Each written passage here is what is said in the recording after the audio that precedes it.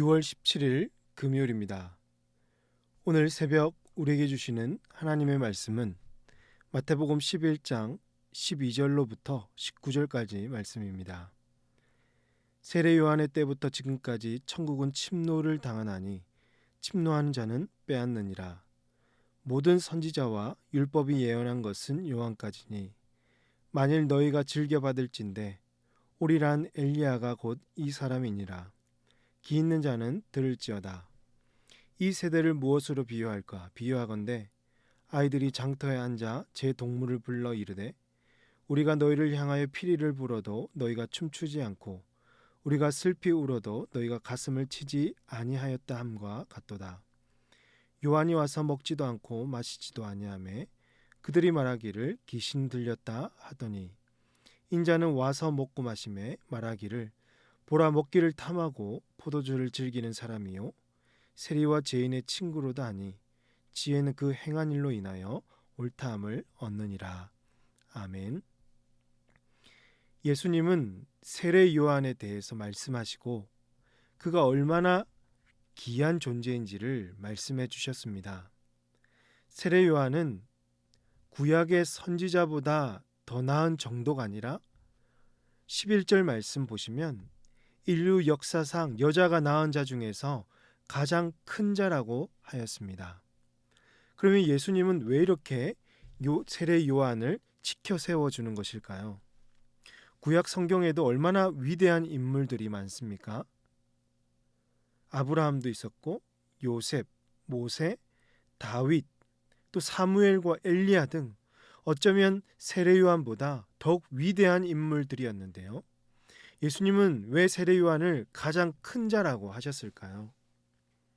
세례 요한이 탁월했거나 그의 사역이 다른 인물보다 뛰어나서가 아닙니다. 요한의 성품과 그의 헌신이 이들보다 남달랐던 것도 아닙니다.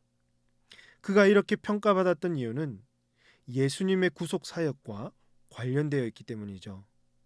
예수님이 이 땅에 오시기 전에 요한의 사역이 있었기 때문이었습니다. 그는 구약의 선지자들처럼 메시아가 올 것이다 라고 예언만 한 것이 아니죠. 그는 직접 예수님의 길을 준비한 마지막 선지자였고 예수님을 직접 대면했던 유일한 선지자였습니다. 그는 앞으로 다가올 천국에 가장 근접했던 구약시대의 마지막 인물이었습니다. 그렇기 때문에 예수님은 세례 요한을 가장 귀하다고 평가하신 것입니다. 그리고 12절 말씀 보시면 예수님은 세례 요한의 때부터 지금까지 천국은 침노를 당하나니 침노하는 자는 빼앗느니라 라고 하셨습니다. 즉 세례 요한이 예수님을 소개하면서부터 천국은 본격적으로 시작되고 있었다는 뜻이죠. 예수님의 통치가 시작되었다는 것입니다. 그런데 이 말씀을 잘못 오해하면 마치 천국이 어떤 무리에 의해서 침노를 당하는 것처럼 들립니다. 예수님을 반대하는 어떤 세력들에 의해서 천국이 침범을 받는 말로 들리는 것이죠. 하지만 이 말씀은요, 이런 뜻이 아닙니다. 이 말씀은 천국이 요한의 때부터 시작되어서 마치 침노하듯이 힘있게 전진하며 뻗어가고 있다는 뜻이죠. 즉 요한이 세상에 등장하면서 천국은 점점 퍼져가고 있고 예수님께서 이 땅에 오심으로 예수님의 통치가 시작되었다는 뜻입니다. 이어서 예수님은 13절 말씀에서 모든 선지자와 율법이 예언한 것은 요한까지니라고 했습니다. 분명한 선을 긋고 있죠. 세례 요한을 기점으로 옛 시대는 이제 끝이 났고 예수님을 기점으로 완전한 새 시대가 열릴 것이라는 말씀입니다. 그렇습니다. 오늘 이 세례 요한을 보면서 진짜 가치 있는 인생이 무엇인가를 생각해 봅니다. 인생의 가치는요, 스스로 정하는 게 아닙니다. 인생의 가치는 사람들에 의해서 결정되는 것이 아닙니다. 세상 사람들은 이렇게 생각하죠. 남들이 알아주고 많은 사람들에게 인정을 받으면 자신은 가치로운 사람이라고 여깁니다. 그래서 더 높은 스펙, 더 높은 학벌과 명예를 얻기 위해서 앞만 보고 살아가지만 정말 가치로운 인생은 누가 결정해 주실까요? 하나님이 결정하십니다. 우리 인생의 주인 하나님께서 결정해 주시는 것이죠. 예수님과 얼마나 깊은 관계를 맺고 있느냐에 따라서 결정되는 것입니다. 곧 예수님 안에서 회개하고 예수님의 십자가와 부활을 믿고 제사함 받아 천국 백성이 된 자들은 주님께서 인정해 주시고 세례 요한처럼 가장 큰 자로 여겨 주실 줄로 사랑하는 성도 여러분 믿으시길 바랍니다.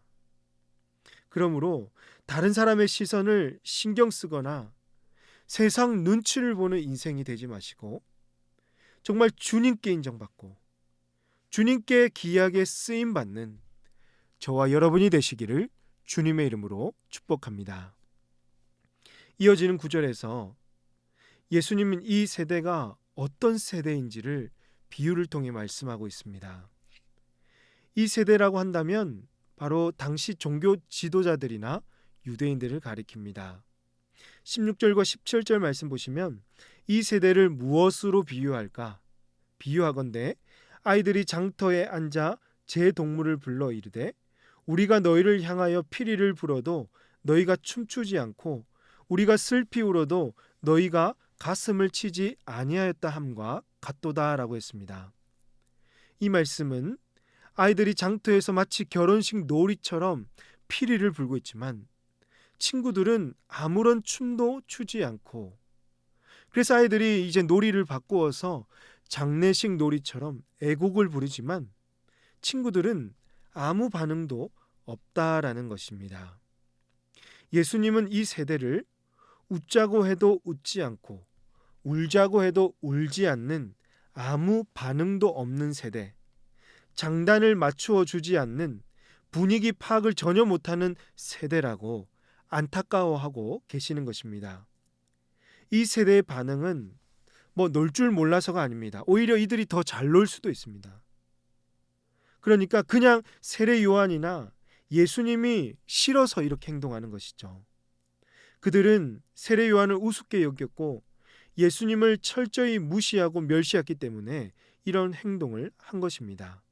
한마디로 말하면 이들은 영적으로 아주 무감각한 상태였습니다. 어떻게 이것을 알 수 있습니까? 18절과 19절 말씀 보십니다.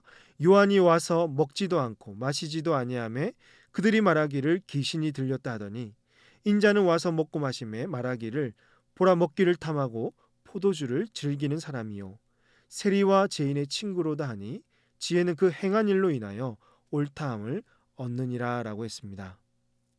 즉 세례 요한은 메뚜기와 석청만 먹고 포도주나 술을 마시지 못하니까 세례 요한을 보면서 이 금욕주의에 빠진 귀신 들린 자라고 조롱하고 있는 것이죠. 반대로 예수님은 보통 사람들처럼 너무 먹고 마시면서 심지어는 죄인들과 세리와 어울리는 모습을 보면서 방탕하고 죄인들과 같이 노는 친구라고 비난하고 있는 것입니다. 그러니까 이들에게는 어떤 기준이 없죠. 그냥 이 두 사람이 싫은 것입니다. 자기들이 볼 때는 이래서 싫고 저래도 싫은 것이죠. 이들에게 세례 요한이나 예수님 같은 사람은 눈의 가시처럼 여기는 것입니다. 그렇습니다. 마음이 비뚤어지거나 예수님과 멀어진 사람들은 말씀에 아무런 반응을 하지 않습니다. 말씀이 전해져도 그냥 한 귀로 듣고 흘려버리는 것이죠. 이 세대처럼 영적으로 무감각해지고 오히려 영적인 것에 더 적대감을 가져서 믿는 자들을 반대하고 핍박하는 경우들을 종종 찾아볼 수 있습니다. 오늘 예수님 없이 살아가는 이 세대들이 생각나는 것입니다. 저는 그래서 이 말씀이 생각납니다. 로마서 12장 2절 말씀 너희는 이 세대를 본받지 말고 오직 마음을 새롭게 함으로 변화를 받아 하나님의 선하시고 기뻐하시고 온전하신 뜻이 무엇인지 분별하도록 하라. 아멘. 오늘 우리는 이 세대를 본받지 말아야 하겠습니다. 주님을 가장 사랑하고 주님이 하시는 일들을 정말 기뻐하며 말씀에 언제나 반응하여서 우리의 삶 속에서 하나님의 선하시고 기뻐하시는 뜻을 항상 이루어 가시는 저와 여러분이 되시기를 주님의 이름으로 축복합니다. 기도하시겠습니다. 하나님 아버지, 우리를 자녀 삼아 주시고 가치로운 인생을 살도록 함께하여 주심에 감사합니다. 세상의 시선과 가치에 마음을 빼앗기지 말게 하시고 주님께 인정받기를 원하며 주님의 영광 위에 귀하게 쓰임받는 인생들이 다 되게 하여 주시옵소서. 주님을 싫어하는 이 세대를 본받지 말게 하시고 영적으로 깨어 있어서 우리의 삶 속에서 주님의 뜻을 이루어 살아가는 저희들 다 되게 하여 주시옵소서. 이 모든 말씀 우리 구주 예수님의 이름으로 기도하옵나이다. 아멘. 오늘 말씀을 기억하시며 기도하시고 주간 기도 제목으로 모든 소그룹 모임을 위해서 기도하겠습니다. 모든 다락방 모임마다 말씀을 나누고 은혜가 넘치도록 그리스도 안에서 한 가족 되는 우리 교회 되도록 모든 소그룹 순장님들과 교회를 책임지고 섬기시는 장로님들을 위해서 특별히 우크라이나 전쟁이 멈추고 회복될 수 있도록 그곳에서 사역하시는 선교사님들을 위해서 이 시간 기도하도록 하겠습니다. 기도하십니다.